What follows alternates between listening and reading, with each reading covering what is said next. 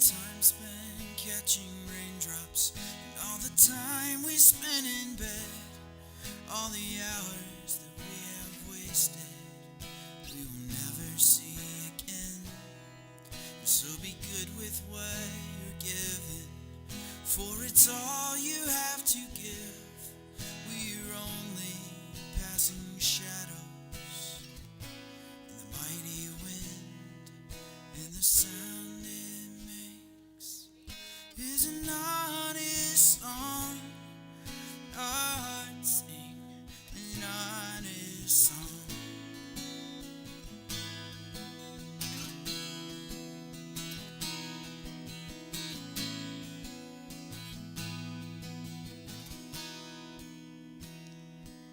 So though I tremble in the darkness, in the cold and frozen snow, I am grateful for the winter comes to show that our trouble is never over and our work is never done. But with the turning of the season, we will always see the sun, and the sound it makes is an honest song. Our hearts sing an honest song. Oh, our hearts sing an honest song.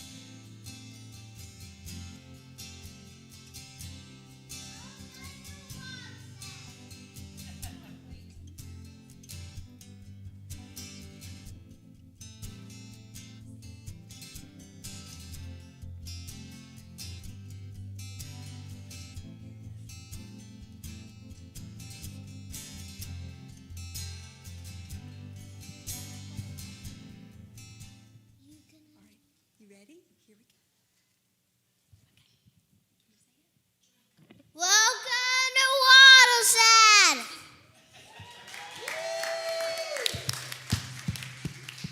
Jordan! Good morning, Watershed. I am joined by two of my friends this morning. One who really, really likes the sound of his voice. This is, do you want to tell him your name? My name is Jordan.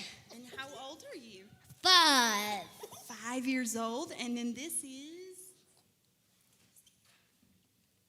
Priscilla. Very good. How old are you? 6. And Priscilla is 6. So we're excited you're here with us this morning, whether you be in the auditorium, outside on the grass, or if you're watching from home. We would invite you to go ahead and like and share so that your friends can be at Watershed with us this morning from their own homes. So with that being said, I invited my friends up here with me today because my name is Blair, and I'm in Greenhouse, which is our kids' space. So I get to be with Jordan and Priscilla and the rest of our kids that are in that hallway right now. And it's a special place. It's a sacred space. And so we wanted to invite you to come and hang out with us on a Sunday, right? Do you see all these people out here? Yeah. Do you think they would be fun to be teachers in your classroom? Yes. Yes. So can you give them the thumbs up and say, come hang out with us? Come hang out with us. Jordan will clap, and they love to do fun things.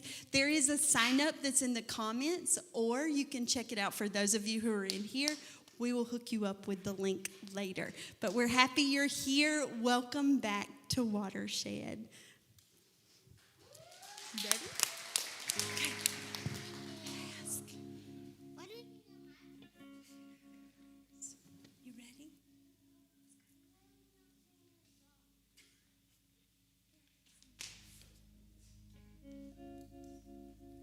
Good morning. It is so wonderful to have real live friends here in the room with us this morning. You have no idea. And I know that it's strange in masks, and I know we have some folks sitting outside, just outside the doors. We are so excited you all are here. And for those of you that are watching us from a screen, I know it's not quite the same. We talked about this morning, and we were like, we don't really want to invite people to sing because you got to wear masks, and that's not really comfortable. But we know that if you could, you'd be singing so loud. But you can stand, you can move, whatever you want to do for those of you that are in here, and those that are outside, that goes for you as well. But my name is Taryn. I'm on staff here, and we are really excited about this morning and this new series. And we just wanted to start the morning with a prayer to kind of just still our thoughts and whatever's on our mind. It's been a week, and there's been a lot of anxiety, a lot of sleeplessness, a lot of pain, a lot of images we wish we could unsee in the news right now.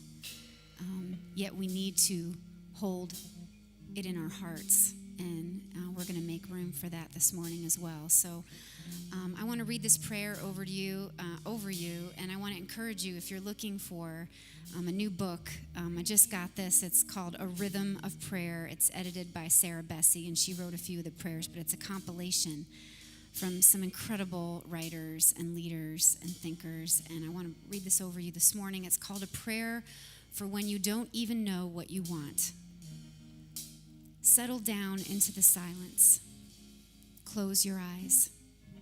Inhale. Speak the name of God that rises to your lips. Jesus, Mother, Abba, Yahweh, Father, God, Spirit. Simply let it be what it is. Exhale. Imagine God calling you by your name. And hear God say to you, as Jesus said to the blind man who called out to him, "What do you want me to do for you?" Inhale, exhale, and answer honestly. Amen.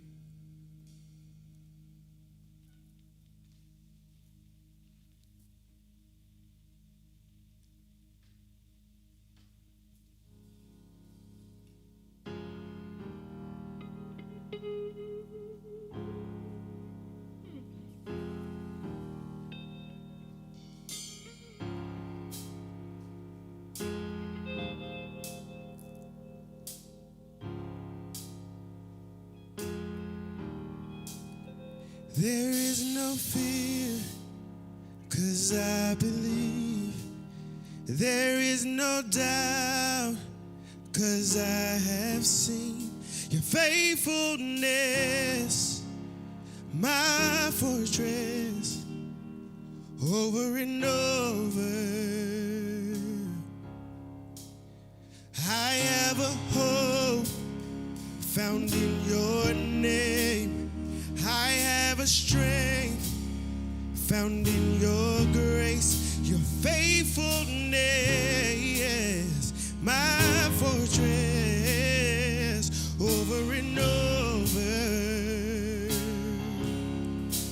Make way through the waters, walk me through the fire. Do what you are famous for, what you are famous for. Shut the mouths of lions, bring dry bones to life. And do what you are famous for, what you are famous for.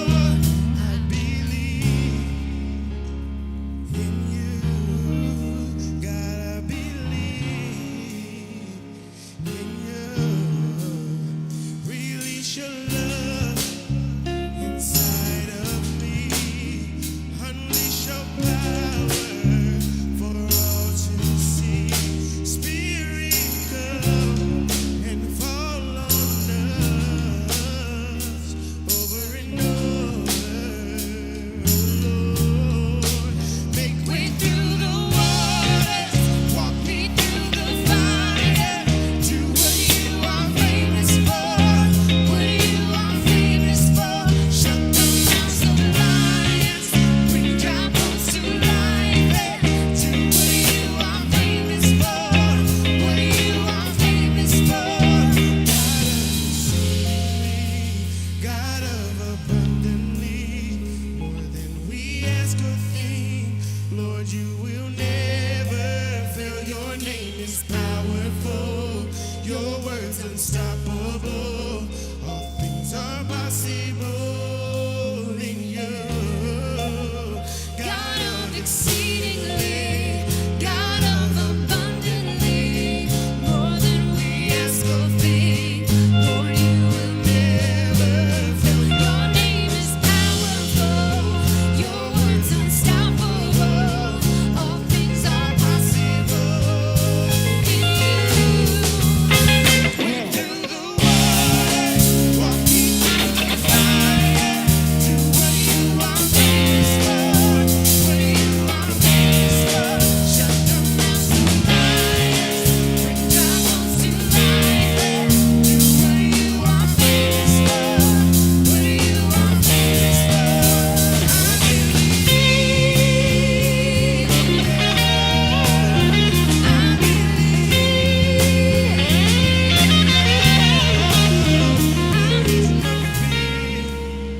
'cause I believe.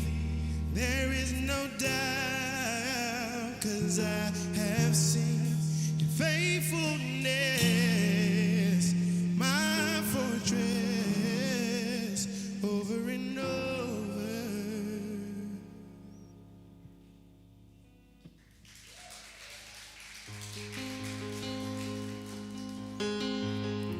Every morning your mercies new rise to meet us. Steadfast love.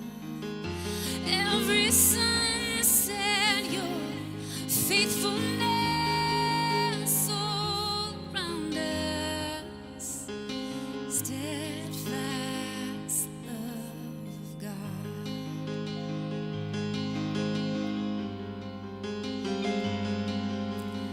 We long to catch a glimpse of your face. God, you captivate our gaze. Move us, God, come remove what hinders us from drinking in your grace. God, we come with our hearts unfurled. God, we come with our hearts unfurled.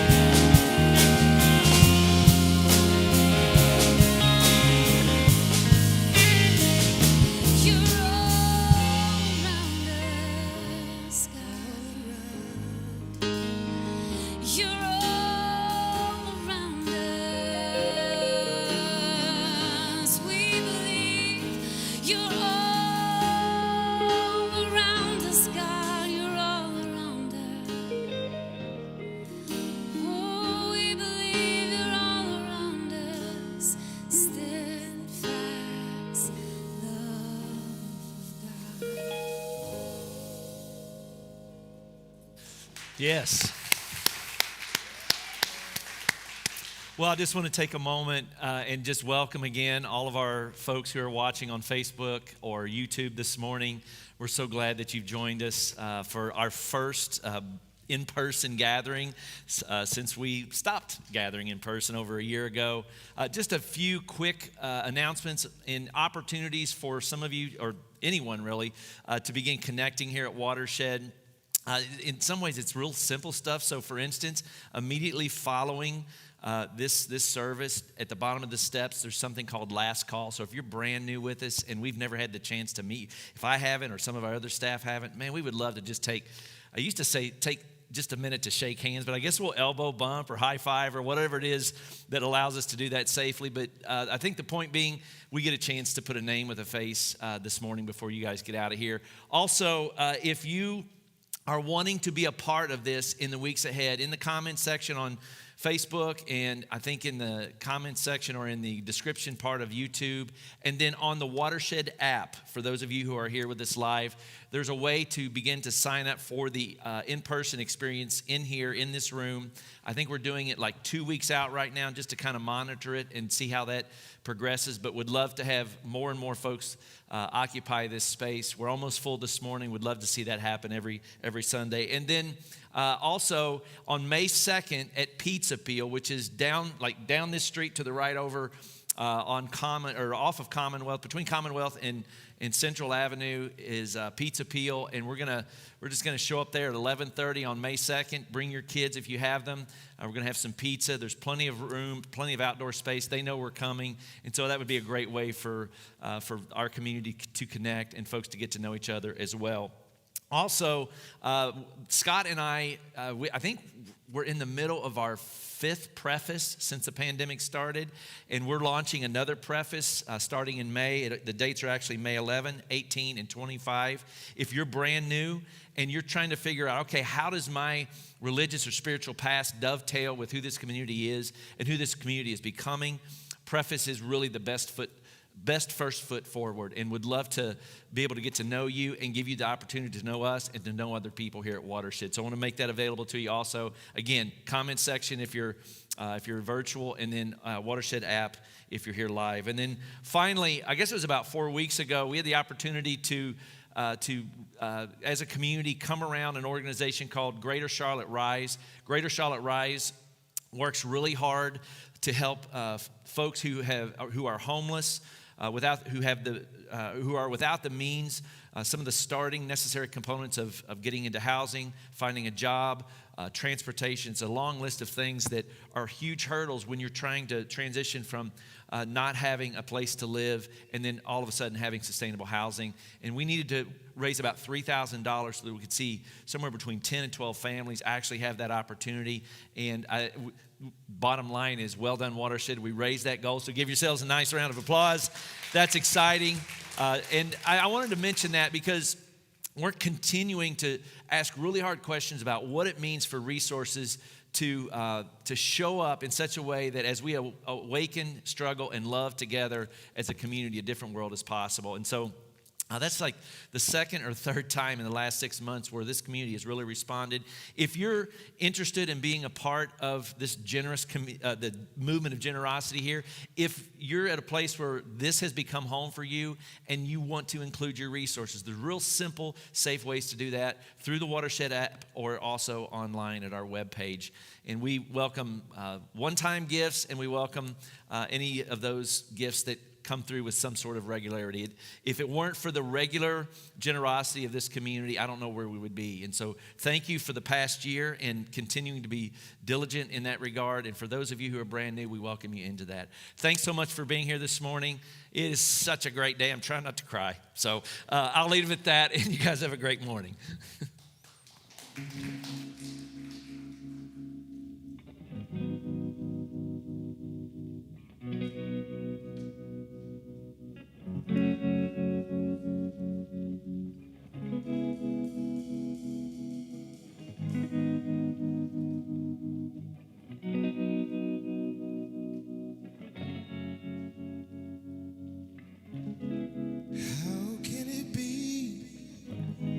Feels like this whole world's tearing at me.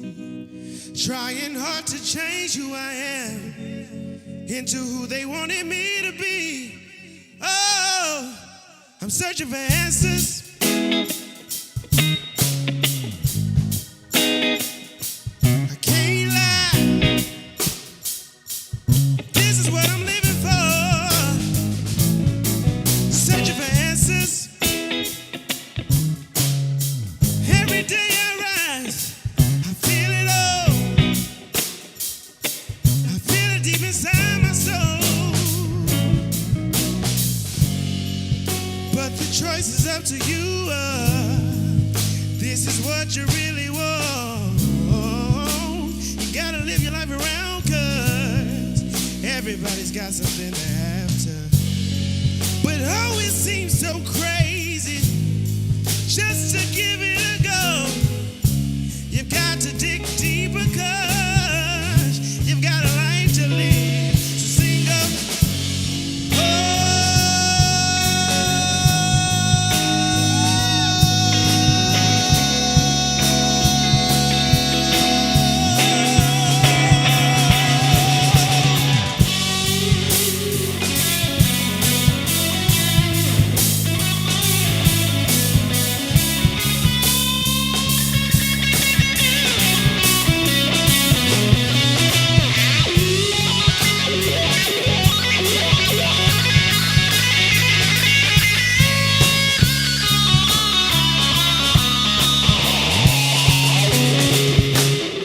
I'm searching for answers.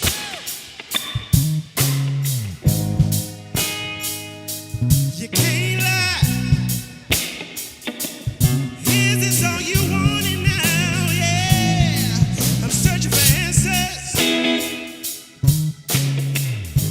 Are you dreaming out loud? I can't see what you're really living for. Hey.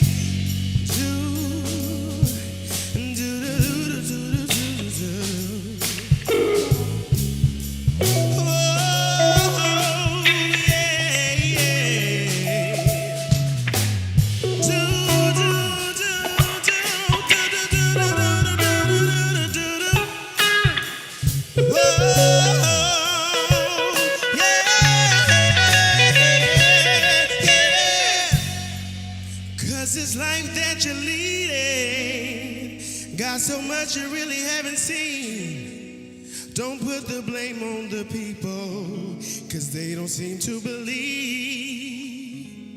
But if you wanna be someone who really loves the world, you gotta stand up and live for everything you say. Been searching for answers.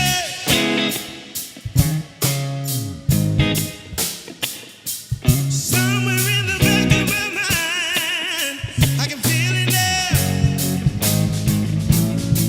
Searching for answers.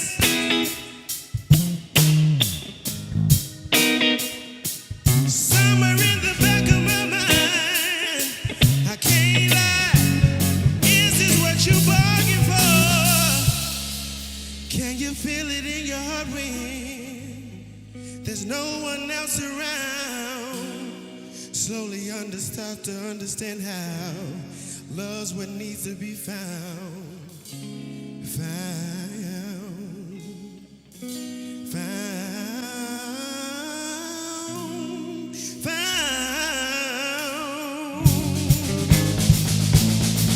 Searching for answers.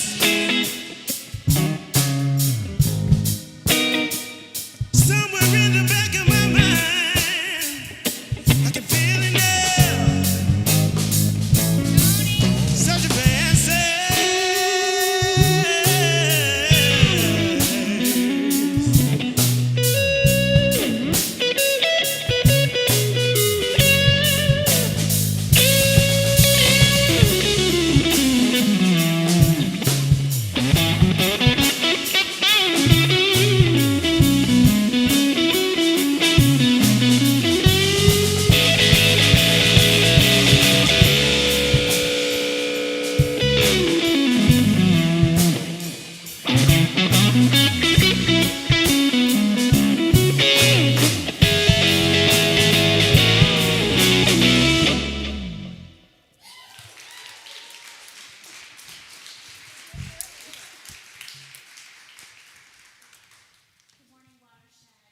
it's Sean. Before we get to this next song, there's a heaviness that we have to address. And when I think about it, I feel like more often than not, when I'm on stage, I have to take a moment to acknowledge whatever heartbreak has happened in the days leading to Sunday. And in the full sort of sake of transparency, I'm tired of doing that. I'm tired of coming up here, cobbling together words to try to offer some measure of comfort. I don't have words today. I have a lot of anger, rage, but I don't have words. And so in thinking about it this morning, I thought maybe we just do a moment of silence. And maybe in that moment of silence, we invite the divine into the space. Maybe we just chant the names of the people who have died this week as a mantra. Maybe we use that minute to pray for a different world. Maybe we use that minute to interrogate our own complicity in the system that allows this to keep happening. Or maybe we use this minute to check in with ourselves, to see where we are holding that pain and trauma in our bodies. So I just wanted to give us a minute, and then Taryn will echo that. She'll call us back into presence with the next song. All right? Thanks.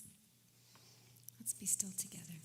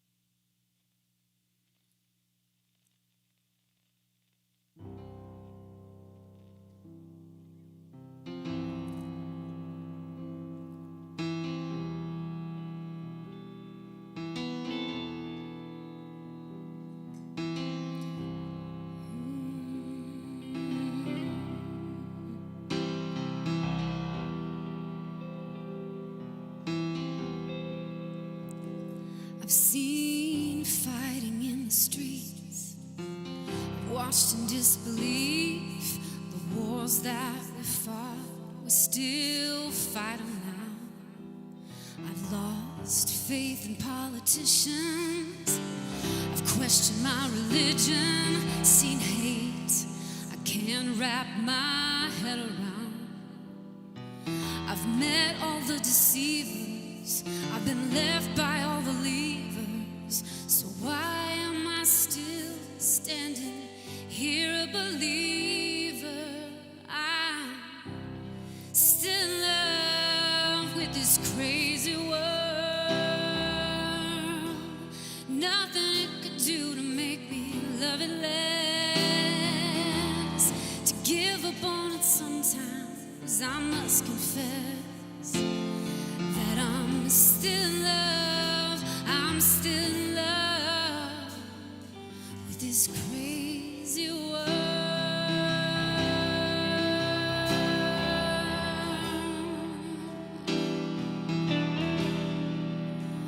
Oh, I've walked the streets alone, I've suffered the unknown, been tormented by my endless doubt. I've had to learn to make it. Incentive would be taken when all that I had was what I lived without. But the sun is always shining, so why should I stop trying?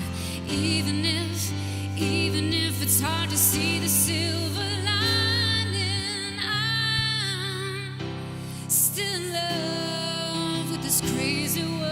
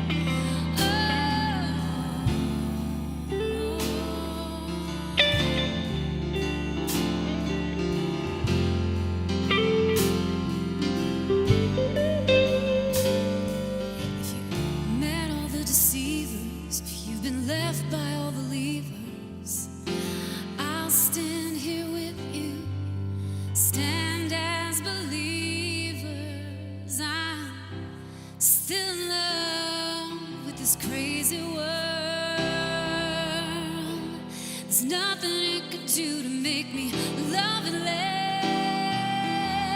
To give up on it sometimes, I must confess. But I'm still in love, I'm still in love, I'm still in love, I'm still in love, I'm still in love, I'm still in love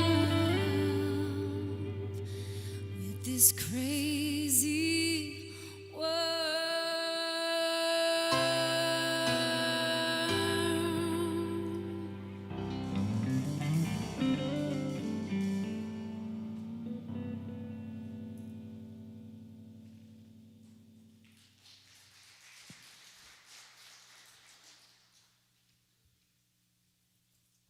Do you suppose there is such a place, Toto?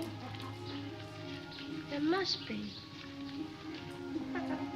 It's not a place you can get to by a boat or a train. It's far, far away. Behind the moon, beyond the rain.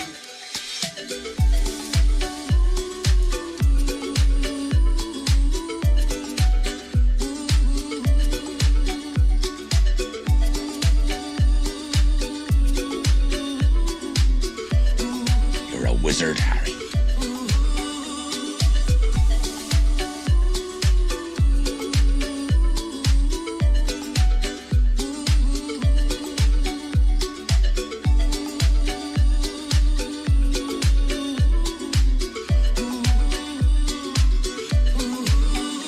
If I take one more step, it'll be the farthest away from home I've ever been.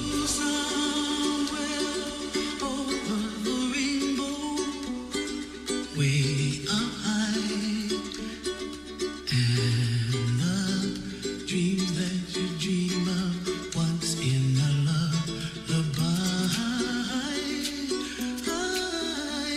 Do or do not.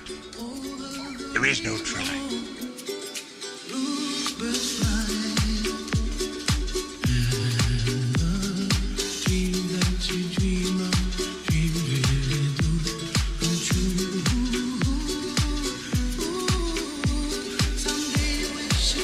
Open the pod bay doors, Hal.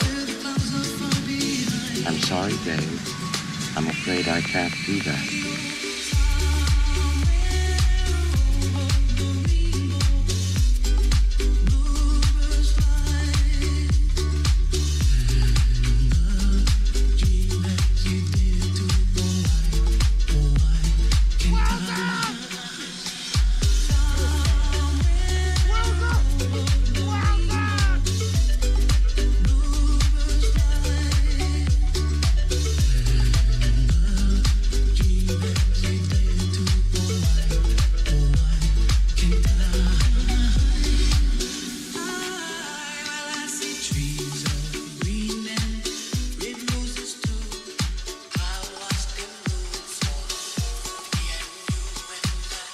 I love you, Margie.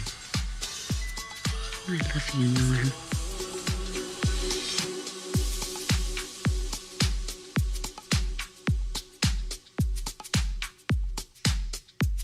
Won't you take me with you?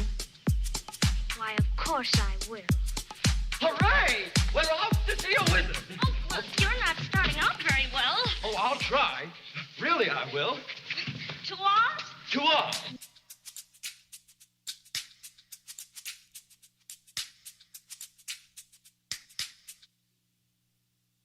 Good morning, Watershed. A year of Sundays doing this to an empty stage, so I'm feeling some kind of way at seeing some faces. And I'm very excited to be kicking off a new series for us this morning. And the weather is beautiful outside. I'm giddy despite the heartache that I'm also holding. But what if I told you every hero, real or imagined, follows the same ancient archetypal path to greatness? What if I told you there are cosmic, recurring patterns in the world around us, and the heroes of today are just simply retellings of the heroes of yore? Here's what I like for you guys to do right now. I want you to take a hero and just conjure them up in your brain. Not a personal hero. Let's save mom and dad for later. Maybe a historical figure, pop icon, your favorite book, your favorite film, comic book, whatever, right? Just think of a hero and kind of keep that hero in mind as we track through this morning. This series unearths a theory called the monomyth. And if you want to follow along at home, I recommend Joseph Campbell's The Hero with 1,000 Faces.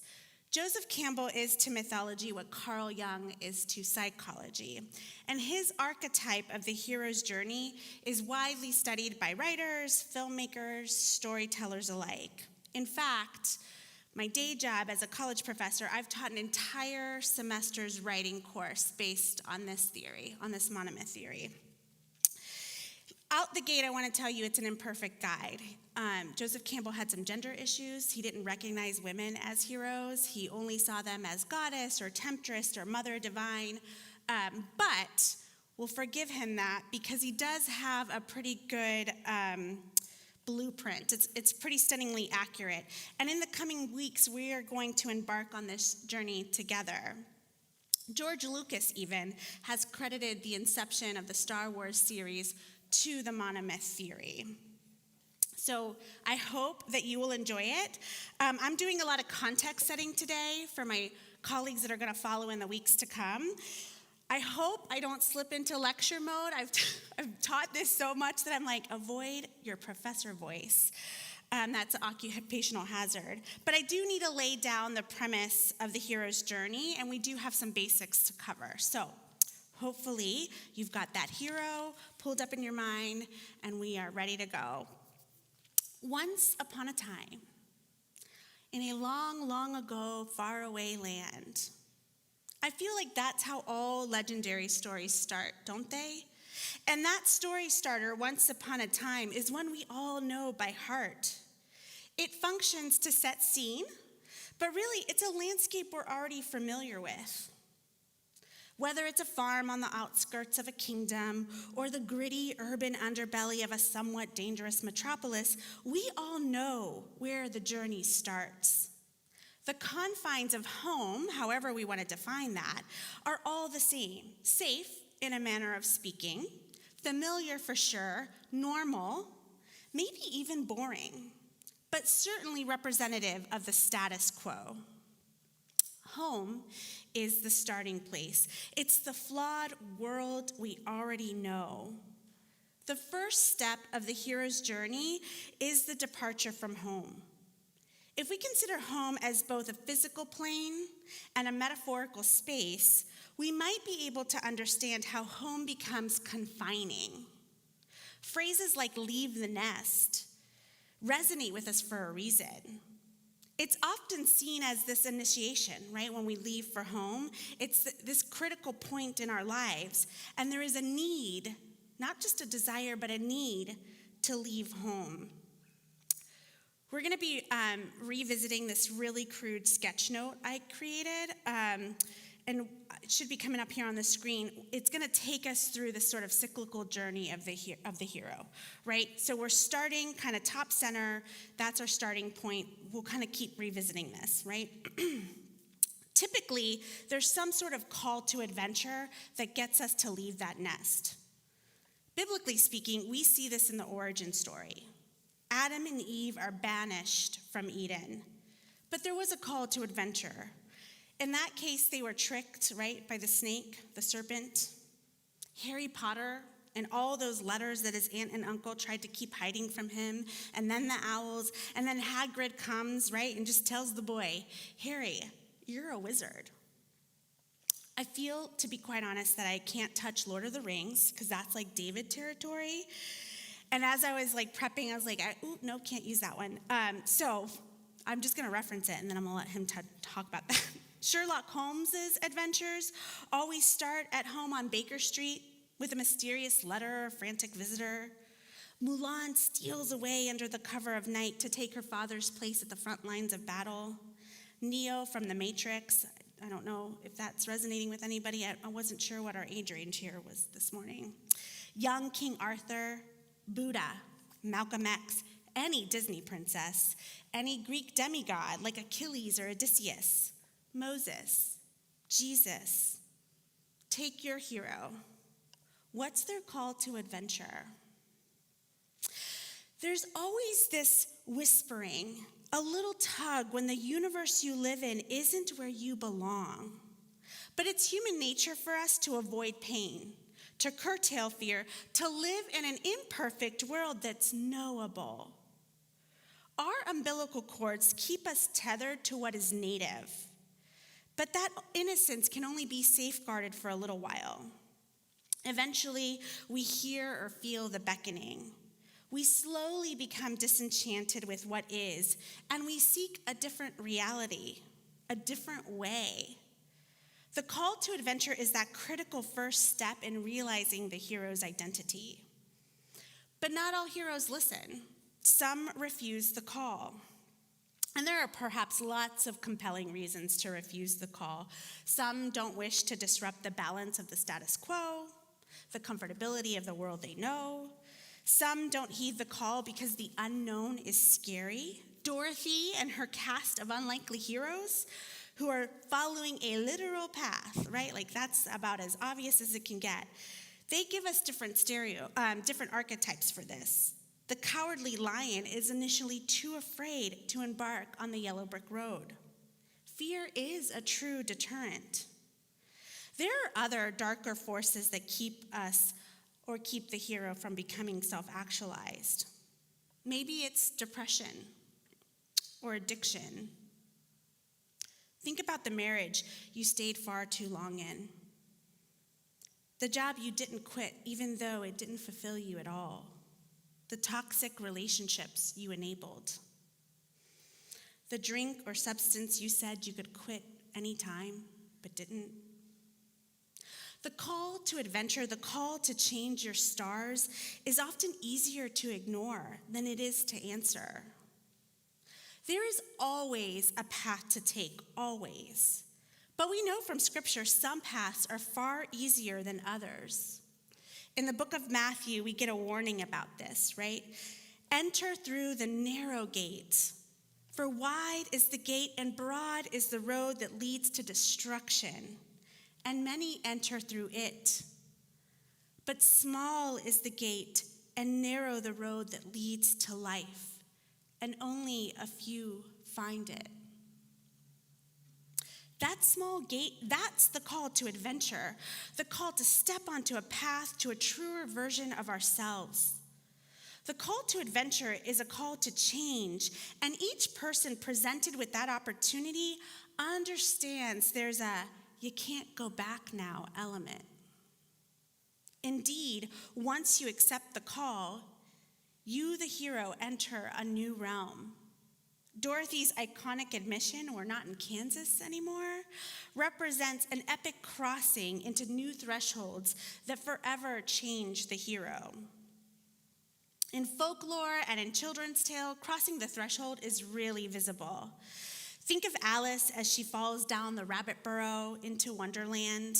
Gone is the world she knew. The ordinary world gives way to the unknown world. The children who stumble through a wardrobe into the fantastical world of Narnia, those Goonie kids in the series of underground caverns.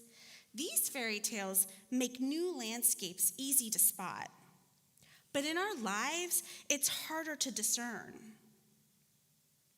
Maybe it's a physical move or taking on a new job. Maybe it's the new territory we find ourselves in when we're entering into a new relationship or exiting an old one.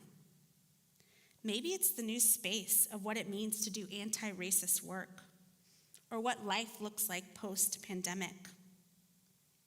I think about Malcolm X on his religious pilgrimage to Mecca and how he points to that visit to the birthplace of Islam as life-changing for him. But I also think about even smaller shifts in space, like Rosa Parks taking up white real estate at the front of the bus, or the Greensboro 4 just up the road, those brave young black men who staged to sit in at a Woolworth's counter. Weren't those thresholds? Did those not mark a point of no return, of no going back? Look, friends, I'm not going to lie to you. This new space, whether physical or mental or emotional or spiritual, it often can be disorienting and frightening, but it's also an exciting place to be. The thing is, this monomyth journey, it requires vulnerability. Brene Brown, who is a supreme voice on living your best authentic life, says this: vulnerability is the birthplace of innovation, creativity, and change. To abide in new territory is to risk vulnerability, and actualizing the hero's journey takes us on a road of trials. So before I became a college professor, I was a high school English teacher at a Title I school. I would have never left that job. I loved it. Thanks for she's a principal at a Montessori school, the one clap you heard. Anyway, before teaching at Queens, I was a high school English teacher at a Title I school. Would not have ever left that job had I not been laid off. It felt missional. And when I tell you, that when I heard that my contract was being terminated, I was like, I'm sorry, what? I was crushed, and I was really confused. I thought I was doing what I was where I was placed divinely. I knew I was doing meaningful work. I thought I'd been placed there by God, and maybe I was, who knows? I had left a corporate job. I was the creative director for a branding firm. I was naming pharmaceutical drugs. I was flying to New York and meeting with people like Pfizer, and I was making a ton more money, and that was unfulfilling. So then I land teaching at a Title I school where I have a snack drawer because there are kids who are not getting meals, and that road seemed to be ending for me, and I could not make sense of it. The whiplash that I felt losing that job was incredible. And what followed after that was a season of busy I have never experienced before. And I have twins, and this was more than raising twin boys. This was insane. I took on so many odd jobs. I nannied, I tutored, I was a writing coach, I dog sat. I had to look at my phone to tell me where I was supposed to go next because I just was so untethered. And then somehow, kind of out of the blue, I landed an adjunct teaching position at Queens. And somehow I managed to make financial ends meet doing that and subbing at the same place that I'd been let go of. I was making less than $20K a year. It was the hardest year of my adult life. That road of trials, if I can be so bold and call it that, it felt like a baptism by fire, where I could only focus on the next thing in front of me. Truth is, I think we've all experienced a road of trials. I've held my friend's hands as she processed back-to-back miscarriages. I've witnessed up close and personal the dissolution of marriages. I've sat in a hospital cafeteria wading through grief and fear as my dear friend explained to me that her then 4-month-old son needed a heart transplant. I've been stunned at the sudden diagnosis of stage 4 pancreatic cancer of a friend's husband, and in less than a year, watched her navigate through unimaginable grief when he died. I've counseled students who reach a crossroads in their academic careers and realize they had to make their own way through the world. If I asked you to examine your own life, I imagine you could articulate similar roads. And what not all trials are the literal life and death kind. We cannot traverse them without changing who we are. If your hero is like a movie action hero, this is like all of the fight sequence. It's like the middle of the movie, all the shiz they go through. But there is a transformation that occurs on this road. The old self is burned away and made new. I can't think of a greater example of this than Saul, hell-bent on persecuting Jesus' disciples. He's chasing after the Lord with righteous fury. The road to Damascus, yet again, another road. See these archetypes, they just keep coming, right? The road of Damascus becomes the scene of his conversion, where he's blinded by God's light. So transformed is he that he changes his name to reflect his new identity. And Paul, one of the greatest pillars of Christianity, comes into being. Sometimes transformation is hard. John the Baptist talked about baptizing with the Holy Spirit and fire instead of just water. And the phrase baptism by fire has come to be synonymous with hard transitions. My friends survived their divorces. My widow friend has found joy again. My friend whose son has a new beating heart in his chest walks through the aftermath of trauma with incredible grace. None of them are the same people I knew before. A part of them died when they experienced their respective losses. I don't know how they could have avoided that, to be honest. To be made new means something has to die.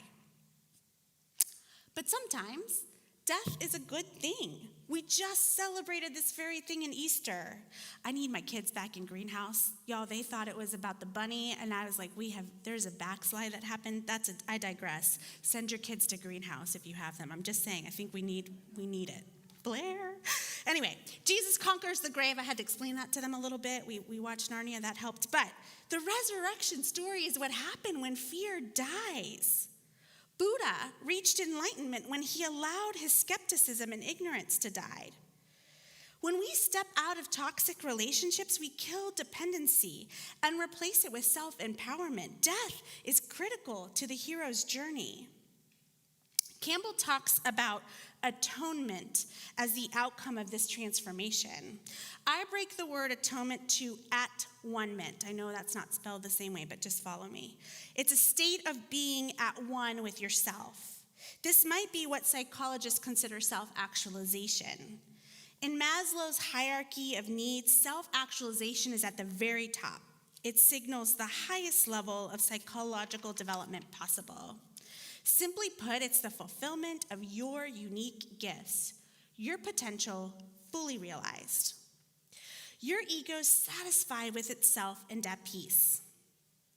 This harmonious balance is what the hero achieves for having the courage to leave home in the first place, for traversing the road of trials and facing perhaps their own demons. Whatever imbalance called the hero away from home in the first place has now been righted.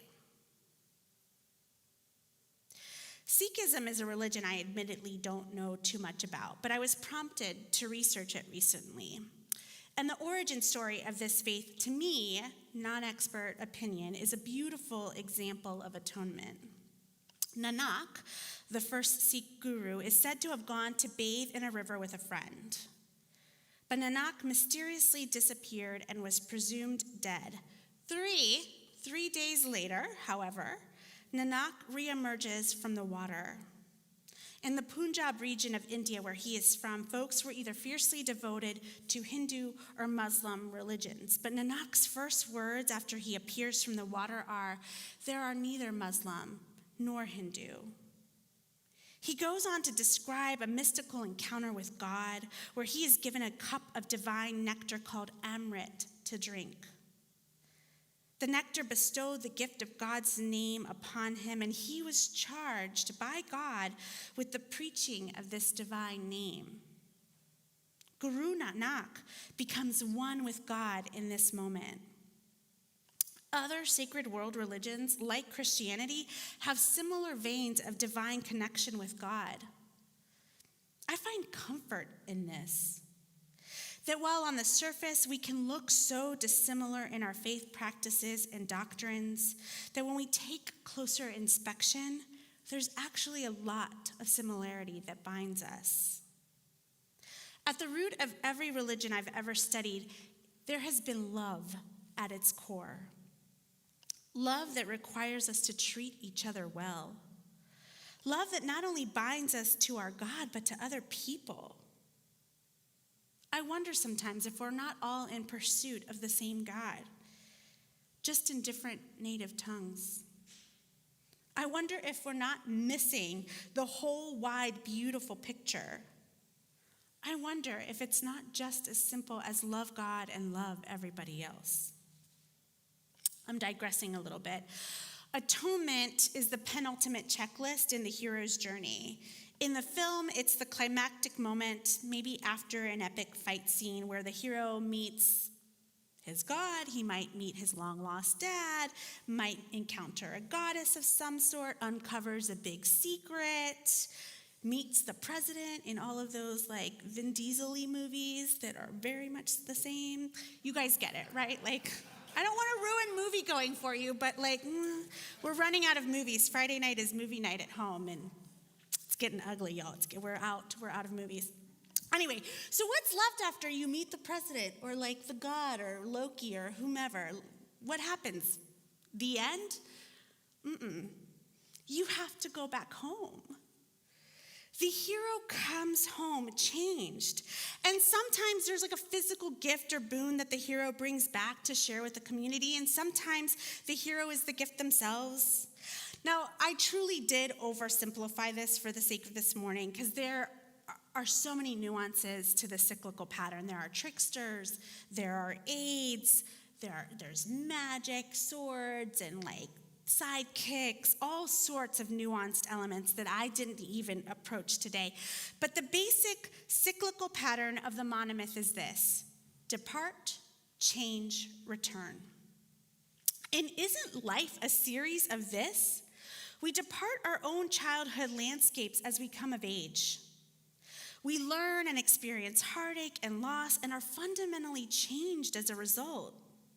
And after those lessons in humanity, aren't we returning back to ourselves? I've lived 1,000 lives since I was a child. I hope to live 1,000 more. Every physical place I've called home has impacted my identity. And every season of life, from childhood to adolescence to college years, dating, early marriage, motherhood, middle marriage, pandemic living, all of these have altered my identity too. My hope is that in these lessons of love, in coexisting with others and navigating difference and pain and suffering, I hope that they are teaching me what it means to be a better human and getting me closer to the goal of becoming self-actualized. Go back to that hero I asked you to call up. Did they track through the monomyth journey? Everybody here is shaking their heads, Facebook. They're saying yes. They're not. I lied, but just... they should have. Otherwise, I don't know what the next few weeks are going to look like. But think about yourself now, or someone you know deeply. The hero's journey isn't just for screenwriters and storytellers, it's for all of us. I've been a member of Watershed almost since the beginning. And when I track the journey that this community has made, when I look at our beginnings and the home our co-founding pastors left to create an intentional space here, I see the hero's journey laid out. I see blunders, I see the road of trials, I see mentors who came alongside of us and pointed out our missteps. I see us coming back again to center, a new place, a new identity. And when I think of the many wonderful people I've been privileged to learn from in this space, voices who are bravely, vulnerably, authentically sharing their stories of heartache, of ruin, of rising from the ashes of their former lives, being made new. Every time someone shares what's saving them right now, I am reminded of the monomyth. When I look out into this space, which is finally beautifully filled with people, I see a hall of heroes. You are a hero. In the coming weeks, I want you to think about how these steps of an ancient archetypal pattern play out in your life, and how you might use them, whether in reflection or moving forward, to reach higher ground. Because you are a hero. Thank you, Watershed. For folks that are here, I remind you we've got last call outside. It is so good to see you. I'm sure the Facebook and the social media will be updated with all of the different announcements for our kids' space and youth spaces. Thank you so much for choosing to be here this morning. It means so much. Bye, you guys.